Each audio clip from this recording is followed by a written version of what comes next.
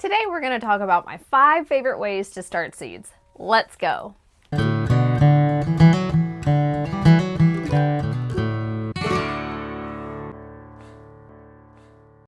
Hey friends, welcome back. It's Kendall, your joyful farmer, here to share with you today my top 5 favorite ways of starting seeds.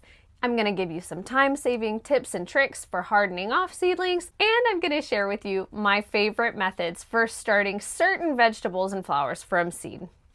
So for me, time is a very valuable resource, and if I can save time in starting seeds and the process of babying plants and hardening them off and transplanting them, that's what I'm gonna do. I am notoriously guilty for neglecting plants and killing them. So by simplifying the process, I increase the survival rate of my plants and I make myself a lot more successful as a gardener. The first way I wanna share with you, and this is probably the most accessible way for anybody, is to start seeds indoors with no heat mats in a windowsill. In our house, we have a room that has a lot of windows. I will start seeds, put them in that windowsill, and then when I see about 50% germination rates, I will pull those seedlings outside, put them on the porch, or put them in the greenhouse. So if your indoor temperatures are 65 degrees Fahrenheit to 75 degrees Fahrenheit, you could essentially trick seeds into germinating.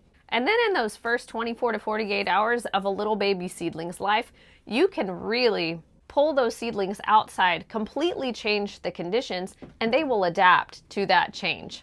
They will adjust to outside temperatures and the sunlight just fine. Now, I wouldn't recommend this for warm weather crops that don't survive below freezing if you have temperatures outside that are below freezing. Some seeds that I just did this with were some sweet peas, not peas that you would eat, but sweet peas, the flower. The optimal temperature for germination for sweet peas is 60 to 65 degrees. So I had these indoors, and they actually don't need light to germinate, but I had them indoors in our sunroom and they germinated just fine. And I just brought them out to the greenhouse a couple of days ago. The second way I want to share with you is also a very accessible way for anybody to grow seedlings, and that is with milk jugs. Now you can do real winter sowing where you put potting mix in a milk jug, sow your seeds, tape the jug up, put it outside, and leave it from winter to spring. And that works great for a whole lot of different plants. What this does is it provides cold stratification for those seeds that do need a cold period before they will germinate. It also means that you're growing in direct sunlight with variable temperatures that are outside.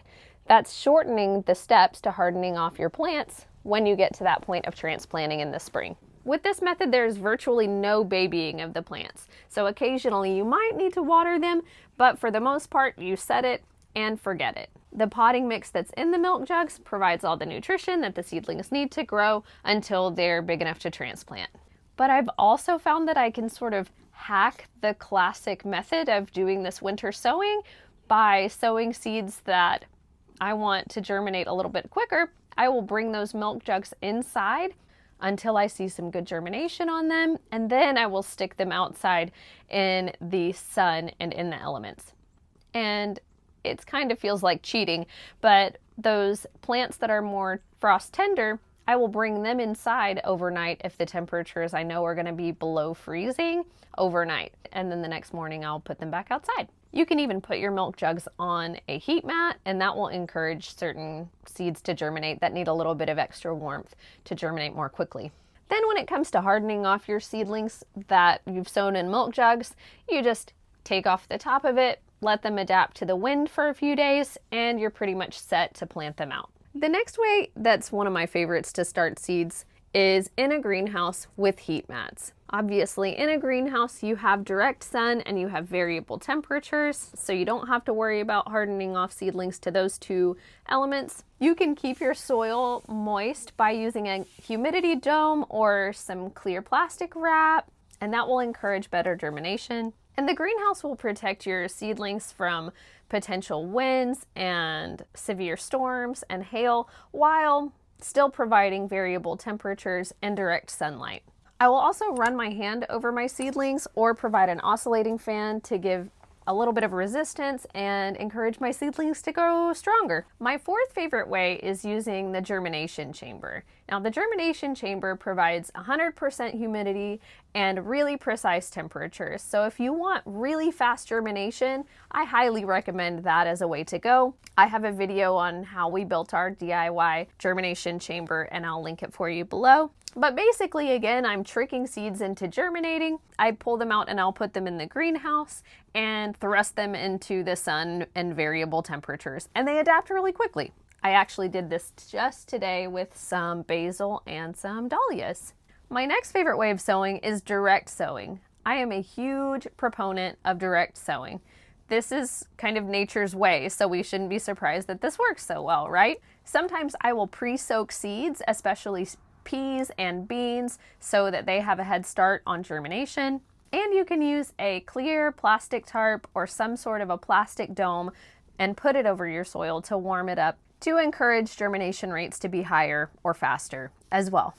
Okay, I have one bonus favorite way of starting seeds, and that's not starting them, it's letting them reseed. So once you get a plant to maturity, the next season you often find that it's dropped seeds and it will reseed itself. I find this especially true right now with chamomile that's volunteering everywhere around my garden, radishes, carrots, the list goes on.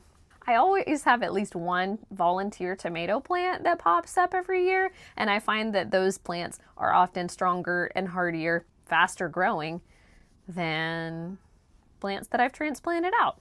Okay, next let's talk a little bit about a couple of tips for hardening off seedlings. If you are growing indoors, you're going to have to harden off your seedlings to all of those elements, to the direct sun, to the temperatures, and to the wind. It's suggested that you move seedlings in and out of conditions every day in like increasing increments of time, but I really have found that doesn't work well for me. Number one, I'm wanting to save time, and I'm just likely to forget and fry those plants.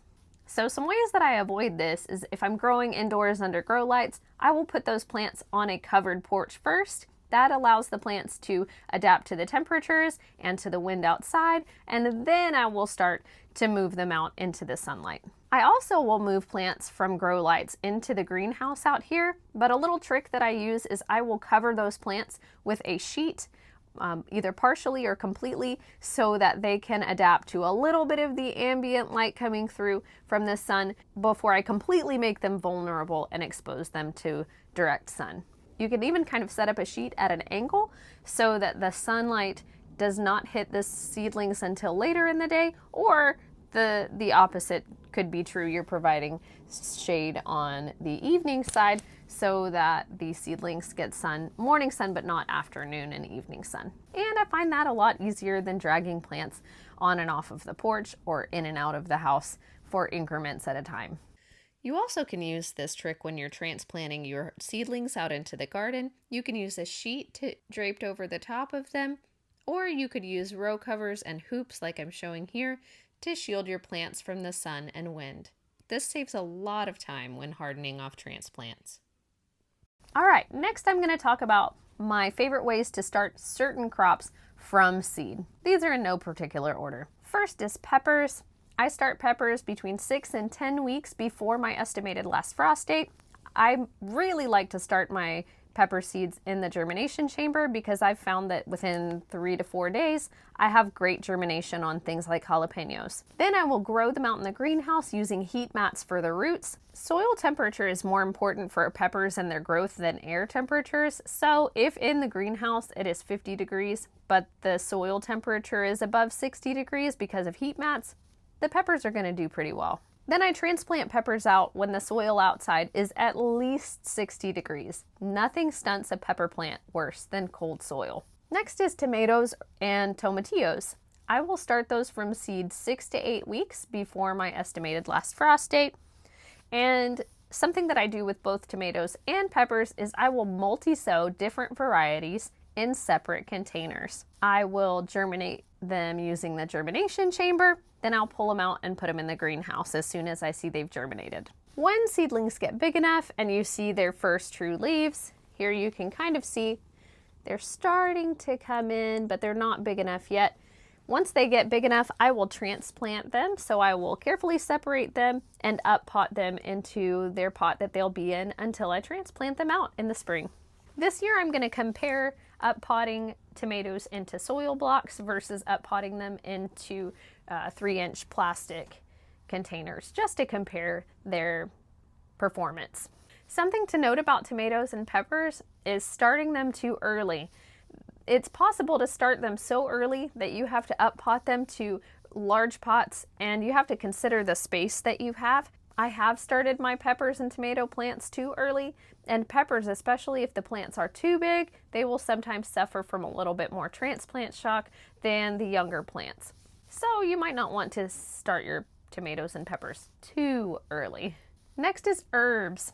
I love to winter sow herbs, especially perennial herbs that need cold stratification or that cold period to germinate well.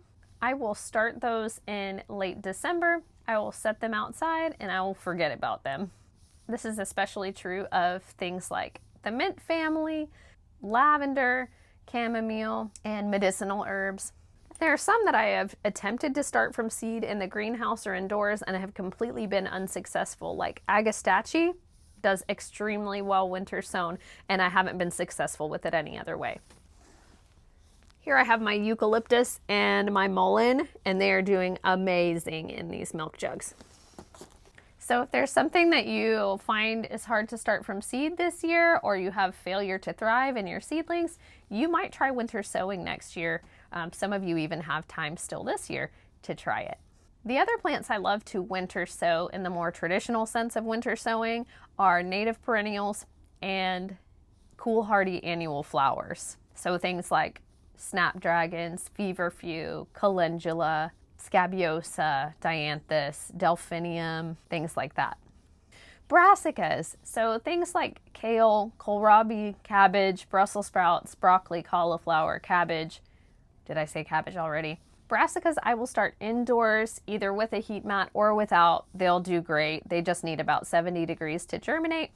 And then I will pop them outside in the greenhouse or outside on the porch, and they do fabulously. Carrots. I only like to direct sow carrots. That's the only way I've been successful with them. So direct sowing them and then moistening the soil, putting a board on top or using a clear plastic sheet on top will help with germination to keep that moisture in there for the 7 to 14 days that it takes for those carrots to germinate. Beets, I will direct sow. I have direct sown beet seeds that I have soaked in water for 24 hours prior and without, and they both do really well. I have multi-sown beets indoors or in the greenhouse and then transplanted them out. They also do okay that way, but I prefer to direct sow them. Radishes, same. I like to direct sow radishes.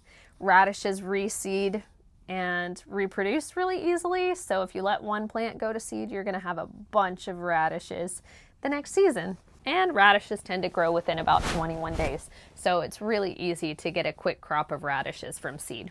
Next we have bush beans, pole beans, and noodle beans. I like to soak those for 24 hours before sowing, and I will direct sow those in the garden when the soil is warm, at least 60 degrees. Next, gourds. So things like loofah, birdhouse gourd, and kukutsa gourd. Those I like to start about 4 weeks before my estimated last frost date, and I will start them in the greenhouse with heat mats if I want to speed up the germination. But they have longer days to harvest than squashes and things, so I will often start them a little bit early and get them transplanted out. But they also do very well direct sown. So if you have a long growing season, direct sowing loofah or any other gourds is really easy and really successful. Next is roselle. Roselle is a plant that I love to grow for tea. It has really long days to maturity. It grows through the entire summer and doesn't start to bloom until the fall. You can direct sow roselle. It's probably the easiest thing to do. Or if you have a shorter growing season and you want to grow roselle, I would suggest starting it 4 weeks before your estimated last frost date, just to get it going a little bit early, and then be very careful when you're transplanting to be gentle with the roots. Next is more frost tender flowers. So things like marigold, zinnia, sunflower, things that have shorter days to harvest. I will direct sow those and they do very well. They grow quickly and they bloom quickly. I'll direct sow them after last frost, and that helps because I don't have to baby seedlings inside and go through the trouble of hardening them off and transplanting them. Dahlias I like to grow from seed in the greenhouse on a heat mat until the temperatures get a little bit warmer. Or in the germination chamber, they did really well with this year as well. And I pulled them out today and put them in the greenhouse. All right, lastly is different cucurbits. So squashes, cucumbers, watermelon, cantaloupe. Those I really prefer to direct sow. They are super happy direct sown. They don't love their roots to be disturbed. So direct sowing them after your estimated last frost date, when the soil temperatures are about 60 degrees or above, they do really, really well. But if you want to get a head start, like I often do, you can start them about 4 weeks before your estimated last frost date, and I will often do that in the greenhouse without heat mats, or if I want to speed the germination time up a little bit, I will use heat mats underneath the trays. They like to get sun quickly, and so they seem to like the greenhouse really well. I do like to start some in my greenhouse 4 weeks before the estimated last frost date, and I love to direct sow some as well, so that just gives me some built-in succession planting. And just a few more I forgot to mention. Lettuce I like to direct sow when I'm doing baby greens. Winter sow and transplant when I'm trying to get larger heads of lettuce. For okra, I like to soak the seeds for 24 hours and direct sow them when the soil is nice and warm. For corn, the same thing. I like to soak the seeds and direct sow when the soil's warm. And for peas, I'll soak those seeds too, but I'll direct sow when the soil is still cool. They actually prefer cooler weather, so it works out great. So those are all of my tips and tricks for starting from seed, my favorite methods. I hope that was helpful for you. I wish you joy on your gardening journey, and I'll see you next time.